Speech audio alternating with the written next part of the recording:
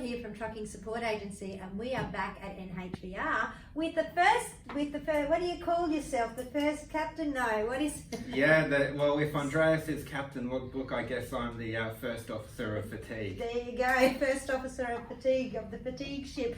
Now, so Zack, welcome aboard. Thank you. We are going to do fast fun facts about the EWDs, which is a new big thing in the industry at the moment. And you're all over this, aren't you? You're at the helm of this one. So. Yeah, that's right. I've been looking after EWDs at the regulator for a little while now, so I'll be able to share with your viewers some good background information today, hopefully. Awesome. Since December last year through until now, January, there's been 4 approvals of EWDs, so that's 4 products available. And across those 4 products, there are about 97 to 100 drivers using the formal approved version of the EWD. Yep. And we have about another 300 so drivers out there on trial versions. Yeah, the feedback's been quite positive so far from both a driver and an operator perspective. We're seeing a lot of positive comments about how easy they are to use. It takes a lot of the stress away of having to track what's going on in your logbook and being on top of what you're filling out when. So from what we're hearing so far in the early days, it's pretty positive. I think that there's still a lot of misconceptions out there, and the one thing that I think that we're overlooking a little bit is that the amount of pressure an EWD will take off a driver. When we have to work with our work diary, we don't, even though we think we know what we're doing, sometimes we still get caught out, and so our anxiety levels go through the roof when there's a blitz on, because gosh, have we made a mistake or not made a mistake? Is this going to cost us money or not? So EWDs are going to stop that sort of stuff, aren't they? That's exactly right. The EWD takes a lot of that compliance stress away from the driver. So like you say, you don't have to be thinking about, have I done too much work today, rested too little? The EWD is a program to work that out for you. So ultimately they still come down to what you put into the device, what you tell it you're doing when, is what it will base its calculations off of. But it'll give you alerts throughout the day of you have an hour left before you need a break, or you've exceeded your work by 15 minutes, or whatever the situation is. Yep. So you can focus on driving and doing what you need to do, and that'll monitor that work and rest in the background. Right. Zack, tell me, are they compulsory or not? No, they're completely voluntary at this stage. From a regulatory point of view, the HVNL allows drivers to choose if they want the electronic work diary or the written work diary. But what people do need to be conscious of is employers may have a workplace policy and procedure in place about whether you have to use one or not. So terms of employment don't necessarily override the HVNL, so your company may ask you to use one, but from an NHVR and policing point of view, they're voluntary. Okay. So we don't need both, or we do need both? That's an interesting question. If you start using an electronic work diary, for the first time, you'll need to still carry your written work diary for 28 days, just so you've got that continuous record there while you're transitioning across to the electronic version. But that doesn't mean that we have to fill that work diary out. That's right, no, it's just there purely for that record keeping purpose. So it's one or the other. Where cases may come up that you have both in your use would be you work for one employer that does use EWDs and another one that doesn't. So in that scenario, you're going to need to be able to move between the 2 options. Where do we get our electronic work diaries from? So electronic work diaries, they're not provided by the NHVR, they're provided by private companies.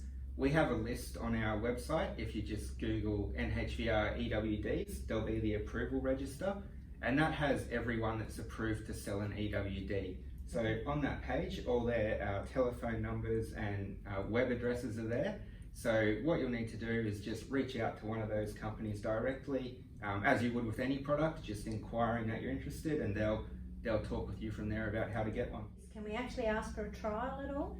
Yeah, I do know that a lot of the companies that are approved at the moment are offering a trial version. Again, that will ultimately come down to that technology provider if they're offering that service or not. But from what I know at this stage, most of the products will allow you a trial version. We all know that electronics can go haywire. So if there's a fault with the device, with our device, we run out of reception, what happens then? Yeah, that's a good question, and you're absolutely right. We try the best that we can to make sure that problems don't arise, but with technology, you can never be 100% sure. What people can be confident of is that any product that is approved has met a very strong set of standards and has been very thoroughly tested to make sure as much as possible it doesn't have faults. But if that does occur, there's, I guess, a two-step process to that. The first process is you need to notify your record keeper that your work diary has an issue. So whether that's a malfunction or it's filled up or it's destroyed, you need to let your record keeper know. Your record keeper then advises the NHVR of that, so we have a record that that's occurred. And then once you've notified your record keeper, until you can get your work diary into working order again, you can use supplementary records. Yep. Alternatively, if you did happen to have a written work diary in your possession, you could switch back to using that. The products at the moment, they're available on tablets and cell phones, mobile phones. Various providers have different particular providers that they go with for those. Yeah. But yeah, they're the two options at the moment, is a tablet or mobile phone. Okay, so if you drop one in the toilet, make sure you've got your work diary and your written Yes. work diary available because yes, you will need to fill that back out. And now again, with if you're working with a day run, are these work diaries, the EWDs, would they work for a day run sheet or not really? They would work in that way. Like a written work diary, it's purely based on the information you're adding, so it would meet the purpose of being a daily sheet. Yeah. I guess the added bonus you'd get out of it is it would also, regardless of if you're doing the daily sheet or a work diary, either way it'll still be tracking those alerts for you. So in the situation that you went from local to 100k plus, it would be easier to make that transition because the work diary, the electronic work diary, knows what you've been doing that whole time. Okay, and I think one of the major misconceptions out there at the moment is that these work diaries are connected to your computer on your truck and stuff like that. Now, the ones that are available and have been approved are not doing that, are they? No, they're not. So the electronic work diary product sits on its own. So it's not linked to your vehicle ignition, for instance, or the odometer isn't tracking your movements and overriding your entries. It's purely what you say you're doing is what it knows you're doing. Yep. Some of the people that provide electronic work diaries do provide telematics products as well. So they may have a suite of products available, but regardless of if they do also do telematics, the EWD isn't directly linked to that data. Okay, Zack, how do they work with it in a two-up situation, the work diaries? So that will depend on whether both drivers are using an electronic work diary or if only one driver is. If both drivers are using an electronic work diary, you'll simply use your login details, and when you're driving, say you're driving, and when you're starting resting, you'll say you're resting, log out, your partner will log in, say he's working, and the process goes on like that. If one of you only is using an electronic work diary, same thing applies. You'll enter your work and rest in that. Obviously, there's a feature there that you'll nominate you're doing two-up, and then you'll make a comment saying that your two-up partner is using a written work diary, and just make a note of that driver's serial number for their work diary. So that's how you can make sure that for compliance on the side of the road, you can make sure that you can be verified as two-up. And the person who's using the written work diary, where it asks for your two-up details and you're using the electronic work diary, they'll enter in the approval number of the electronic work diary you're using. Okay, so it leads me into another question about who has access to the information, because these devices are obviously on our personal devices, these EWDs. So when we have an authorising officer asking us for that information, they would then have to physically take our telephones or our iPads, I'm presuming, or are they able to log into our personal devices? So that's an interesting question, and the way that works is in terms of who's got access to your data, in a broad sense, only you and your record keeper do. And that's because when you start using an electronic work diary, part of the process when you purchase it is getting what's called a unique driver identifier. And that's essentially your login details that follow you around and have all your data sitting behind it. And you only and your record keeper have access to that. When it comes to the authorised officers, the Electronic Work Diaries have a special feature on them called the compliance view. So it's a requirement that if you're stopped, you provide the device to the authorised officer in compliance view. And what that does is switches the EWD over to a screen that literally looks like a page of a work diary. It converts what you've said into the lines that people are all familiar with. From there, the authorised officer inspects your record as they would with a written work diary. And if they need to take that information for evidence sake or whatever the case may be, instead of removing the page, which they obviously can't do, there's a compliance report transfer function, and that will email that authorised officer a copy of your daily sheet for that day.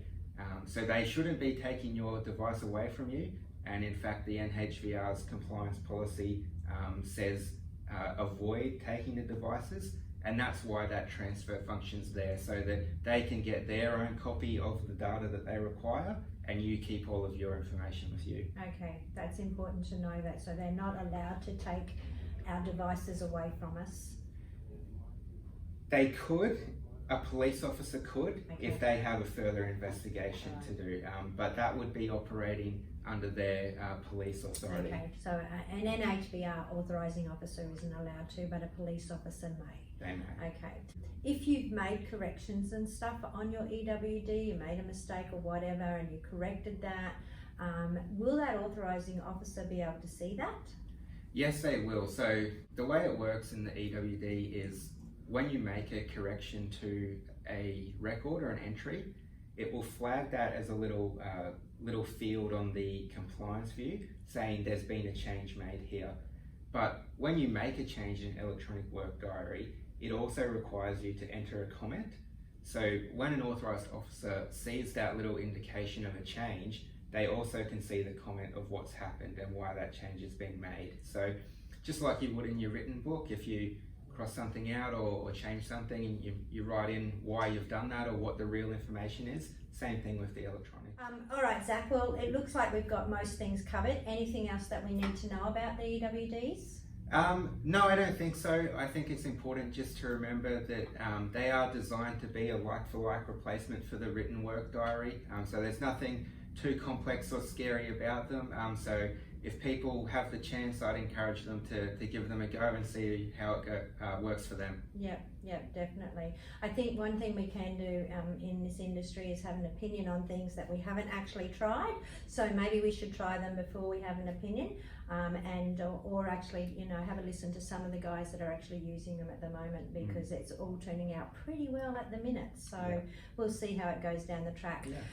Thanks for your time, and any questions at all, as usual, give us a holler, write us a comment, or give the guys at NHVR a call. Thanks for Zach, and we will see you again. Yes. First captain, is it first captain? I don't know. I don't drive ships at all. So thanks for your time. Pleasure. We'll see you next time. See you. Bye.